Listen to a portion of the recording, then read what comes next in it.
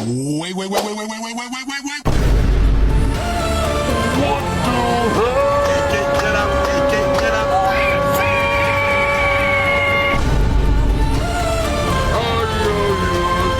Get up, YouTube, tempo. Tento ya, Big Baby. Assalamualaikum warahmatullahi wabarakatuh.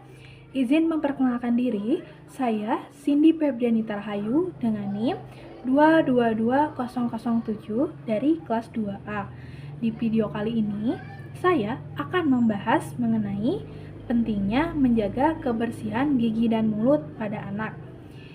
Video ini saya ajukan untuk memenuhi salah satu tugas dari mata kuliah Keperawatan Anak Sehat dan Sakit Akut yang diampu oleh Bapak Agus Hendra, Eskep MKep, dan Ibu Agni Laili Perdani, Eskep Nurse MS. Untuk itu, mari kita ke videonya. Pentingnya menjaga kebersihan gigi dan mulut pada anak.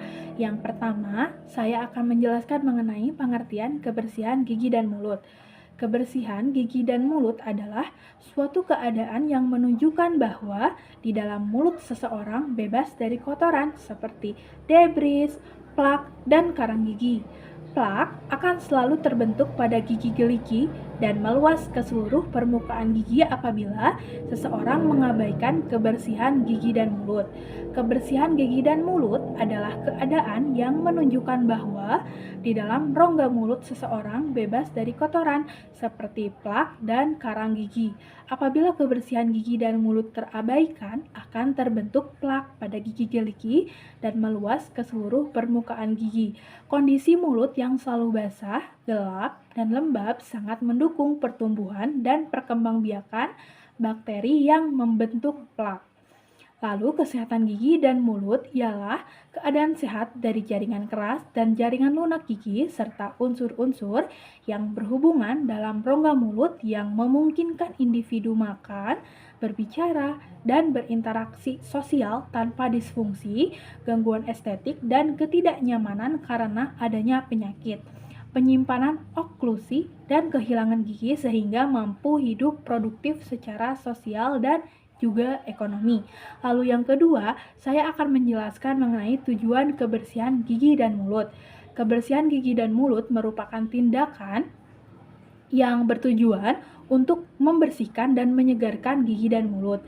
Tindakan pembersihan gigi dan mulut dapat mencegah penularan penyakit melalui mulut, memperbaiki fungsi sistem pengunyahan, serta mencegah penyakit gigi dan mulut seperti penyakit pada gigi dan juga gusi. Kebersihan gigi dan mulut yang buruk tidak hanya menyebabkan bau mulut, kerusakan gigi, dan radang gusi, tetapi juga dapat meningkatkan resiko penyakit jantung dan juga masalah kesehatan yang lainnya. Ada faktor-faktor yang mempengaruhi kebersihan gigi dan mulut. Teman-teman, ada 4 faktor yang mempengaruhi kebersihan gigi dan mulut, yaitu ada faktor perilaku, faktor individu, faktor lingkungan, dan juga faktor sosial ekonomi. Di faktor perilaku, ada beberapa yang harus kita ketahui.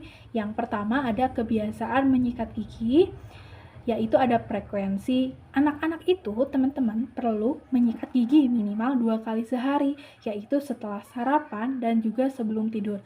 Lalu durasi waktu menyikat gigi yang ideal yaitu minimal 2 menit. Lalu ada teknik. Kita harus mengajari anak cara menyikat gigi dengan benar, yaitu dengan gerakan memutar dan menjangkau semua permukaan gigi. Lalu yang kedua ada penggunaan benang gigi.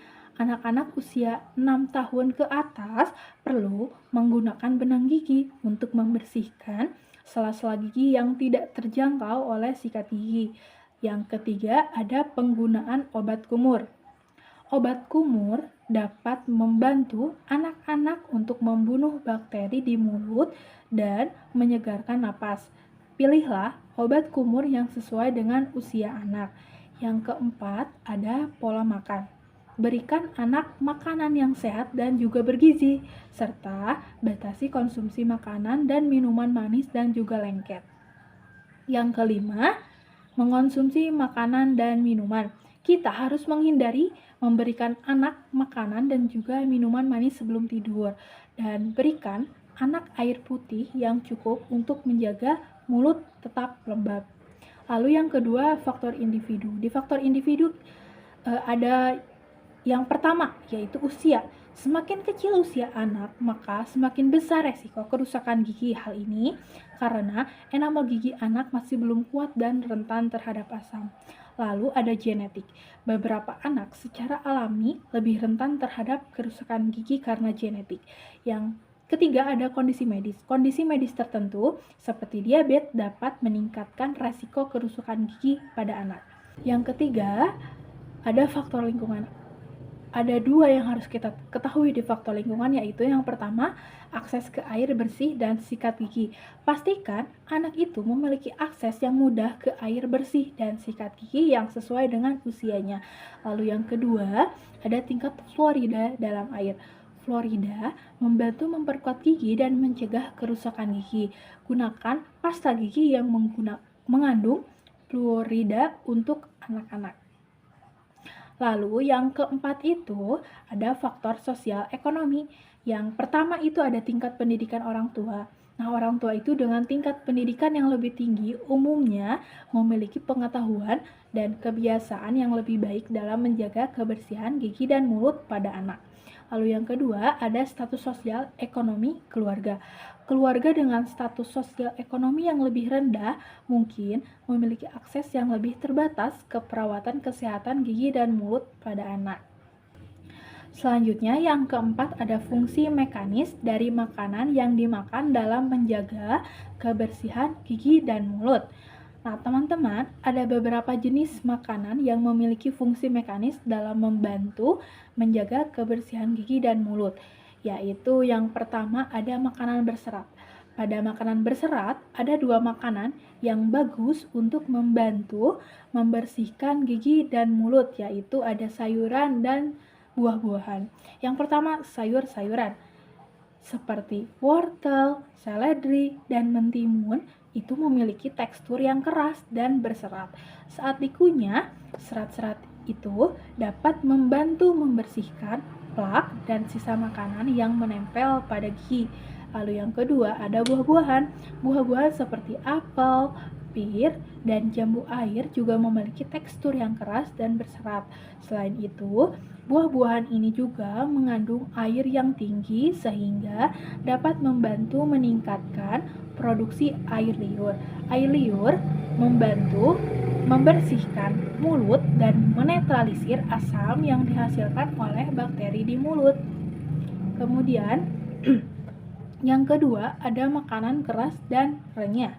Di makanan keras dan renyah ada 3 contoh makanan yang bisa dimakan untuk membantu membersihkan gigi dan mulut pada anak, yaitu ada jagung, apel, dan juga kacang-kacangan. Yang pertama, jagung. Jagung itu memiliki tekstur yang keras dan renyah saat dikunyah. Jagung dapat membantu membersihkan sela-sela gigi dan gusi. Yang kedua ada apel. Apel memiliki tekstur yang keras dan renyah serta mengandung pektin, yaitu serat yang dapat membantu membersihkan plak dan sisa makanan yang menempel pada gigi. Lalu yang ketiga ada kacang-kacangan. Kacang-kacangan seperti almond dan kacang tanah memiliki tekstur yang keras dan renyah. Selain itu, kacang-kacangan juga mengandung protein dan lemak yang baik untuk kesehatan gigi dan mulut. Lalu yang ketiga ada makanan yang mengandung air tinggi. Pada makanan yang mengandung air yang tinggi ada 2 yang bagus untuk dikonsumsi, yaitu ada air putih dan buah-buahan. Yang pertama air putih. Air putih itu membantu membersihkan mulut dan menetralisir asam yang dihasilkan oleh bakteri di mulut. Minum air putih yang cukup ya teman-teman, terutama setelah makan, dan dapat membantu mencegah kerusakan gigi. Lalu selanjutnya ada buah-buahan. Buah-buahan seperti semangka, melon, dan pepaya memiliki kandungan air yang tinggi. Buah-buahan ini dapat membantu meningkatkan produksi air liur dan menjaga mulut agar tetap lembab. Kemudian yang kelima, ada akibat tidak menjaga kebersihan gigi dan mulut. Apabila kita tidak menjaga kebersihan gigi dan mulut, maka akan mengakibatkan beberapa masalah. Di antaranya yaitu yang pertama, masalah gigi dan mulut. Ada 5 masalah yang dapat menyerang gigi anak dan dapat membuat masalah di mulut, yaitu yang pertama ada halitosis atau bau mulut. Bau mulut yang tidak sedap pada anak dapat disebabkan oleh penumpukan bakteri di mulut. Kemudian yang kedua ada karies atau gigi berlubang. Kerusakan gigi yang disebabkan oleh bakteri yang menghasilkan asam dan juga merusak enamel gigi anak. Gigi berlubang dapat menyebabkan rasa sakit, infeksi, dan bahkan kehilangan gigi. Lalu yang ketiga ada gingivitis atau penyakit gusi. Peradangan pada gusi anak yang disebabkan oleh penumpukan plak dan bakteri. Gingivitis dapat berkembang menjadi periodontitis, yaitu infeksi pada jaringan dan tulang yang menopang gigi. Periodontitis dapat menyebabkan gigi tanggal dan komplikasi kesehatan lainnya. Lalu yang keempat ada sariawan, yaitu luka kecil yang tidak berbahaya di mulut di anak, tetapi dapat menyebabkan rasa sakit dan ketidaknyamanan. Lalu yang terakhir, ada kehilangan gigi. Gigi anak dapat rontok jika tidak dirawat dengan baik.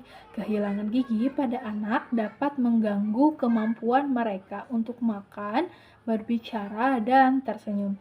Selanjutnya, dampak pada pertumbuhan dan perkembangan.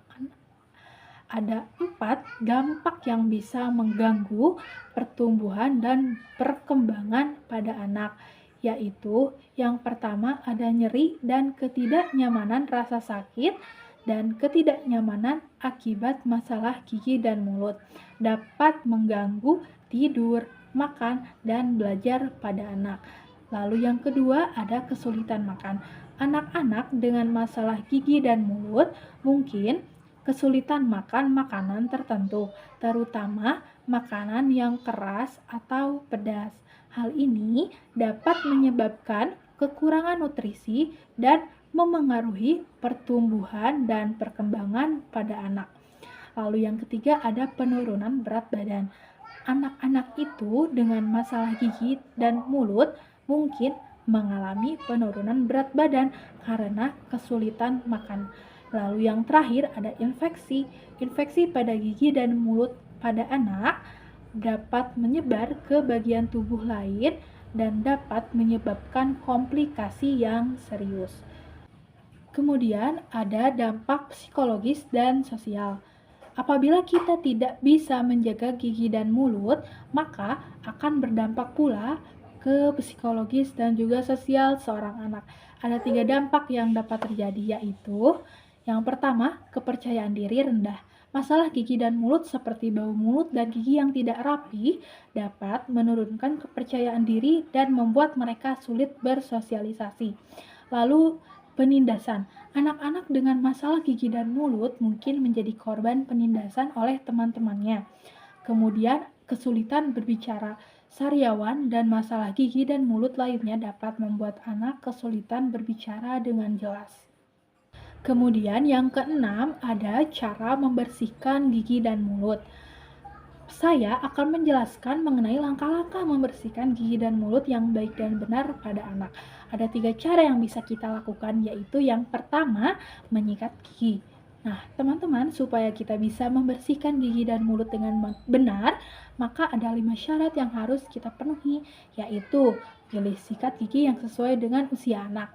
Nah, kita harus menggunakan sikat gigi yang berbulu lembut dengan kepala sikat yang kecil. Lalu, gunakan pasta gigi yang berfluorida. Pilih pasta gigi yang berfluorida yang sesuai dengan usia anak. Biasanya, anak usia di bawah 3 tahun itu cukup menggunakan pasta gigi yang seukuran biji beras, sedangkan anak usia di atas 3 tahun dapat menggunakan pasta gigi seukuran kacang polong. Lalu, ada ajari anak cara menyikat gigi dengan benar. kita harus membantu anak memegang sikat gigi dengan sudut 45 derajat terhadap garis gusi.